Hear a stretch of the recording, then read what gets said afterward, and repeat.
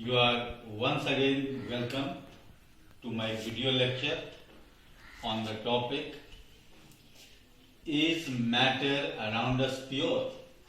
The chapter is Matter Around Us Pure, in which the most important topic is properties of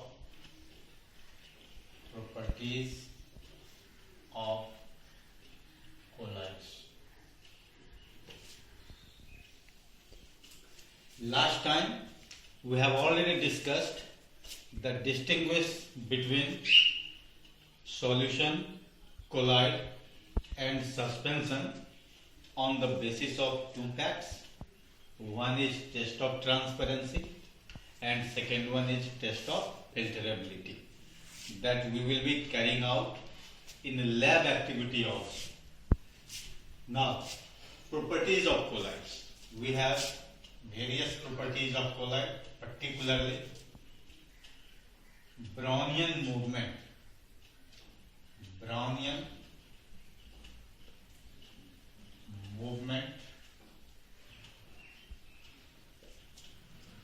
Second one is Tyndall effect.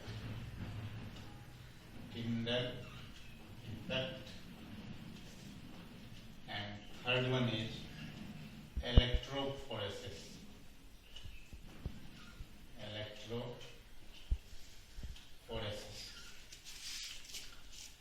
All these terms are the properties of colloid.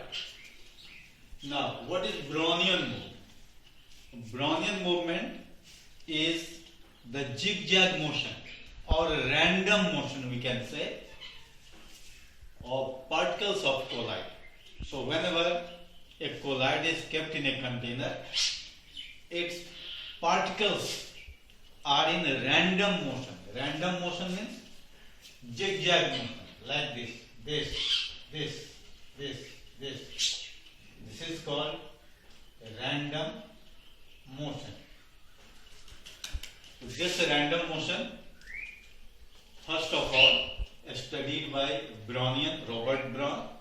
That's why the motion is called, or the movement is called, Brownian movement or Brownian motion. Now we move on to Tyndall effect. Tyndall effect is a scattering of light by the particles of colloid. That means when a beam of light is passed through colloidal solution, the light gets scattered in different direction. That scattering of light due to colloidal particles is called Tyndall effect. So this is Tyndall effect. Now electrophoresis. Electrophoresis gives the nature of charge present on colloidal particles. So this is similar to electrolysis.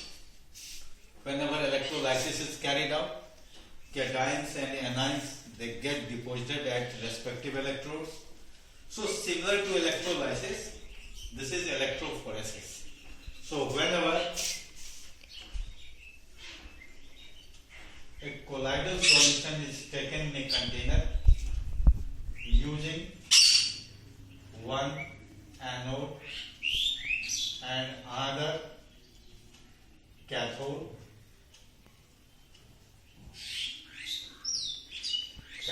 negatively charged, anode positively charged.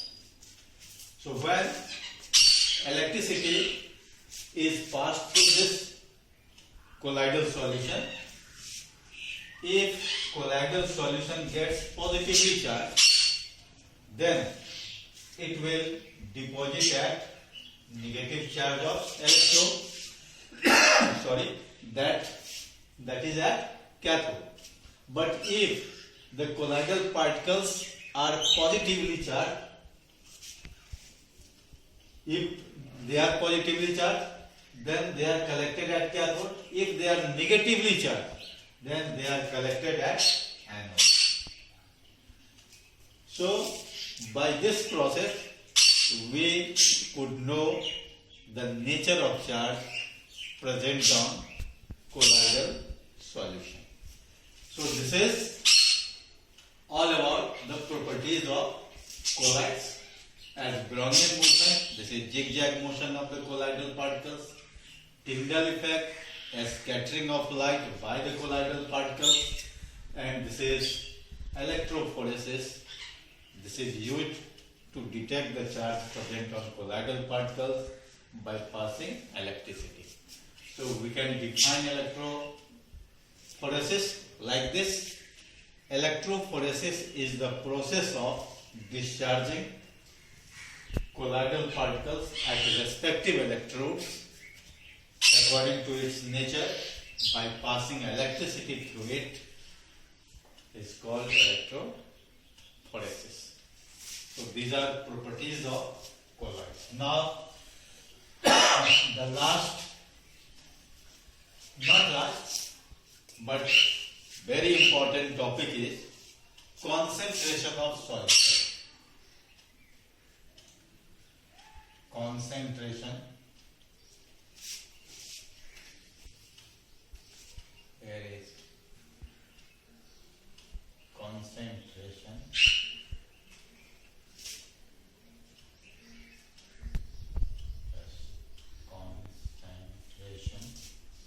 concentration of solution.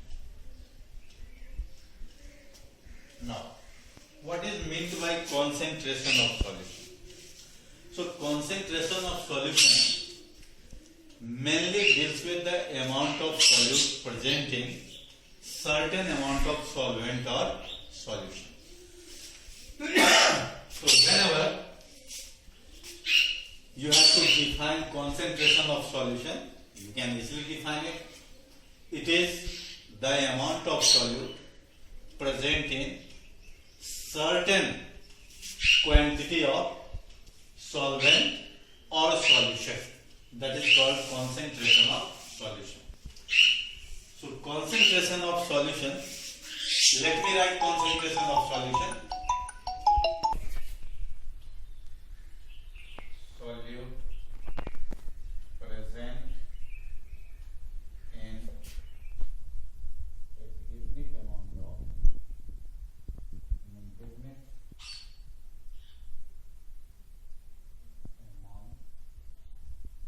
quantity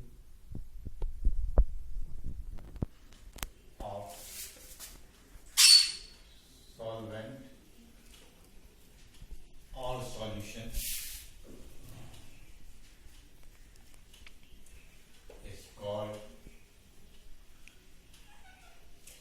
concentration of solution.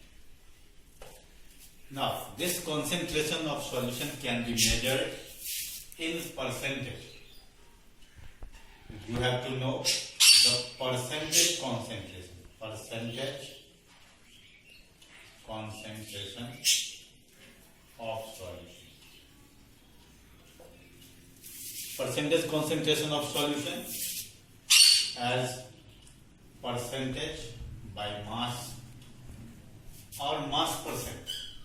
Percentage by mass or mass percent. Similarly, percentage by volume or volume percent. And third one is mass by volume percent. So for this we have formula percentage mass, that means mass of solute by mass of solution into 100.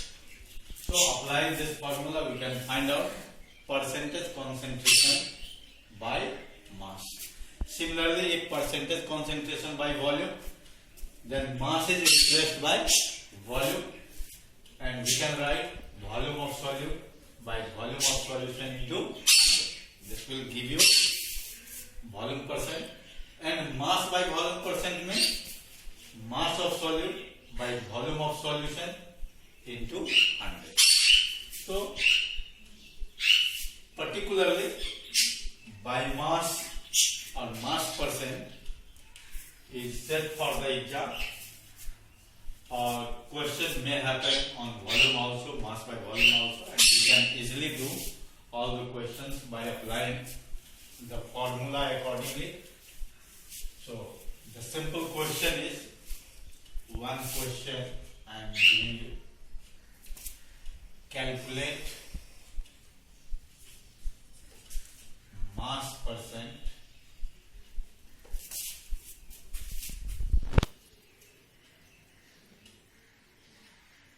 for concentration of a solution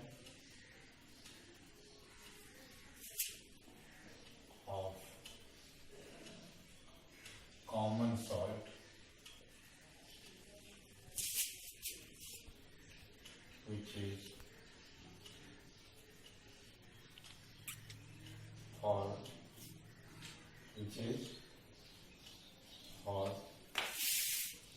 by dissolving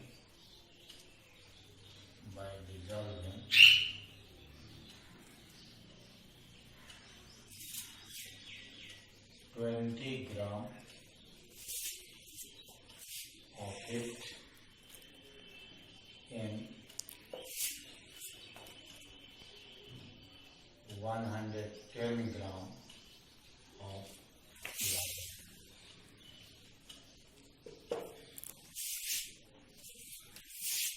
So we can apply this mass percent formula. For this, first we have to collect the data. Mass of common salt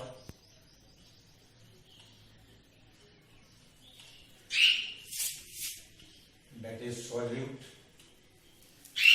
is equal to 20 gram. Mass of solvent that is water here is equal to 110 gram. Therefore, mass of solution is equal to 20 plus 110, that is equal to 130 gram. Therefore, mass percent is equal to mass of solute by mass of solution into 100. So now we can easily put the value of mass of solute, mass of solution, and we can calculate percentage concentration by mass. So this will be 20 by 130 into 100. So this will be cancelled out. 200 by 13, and this is equal to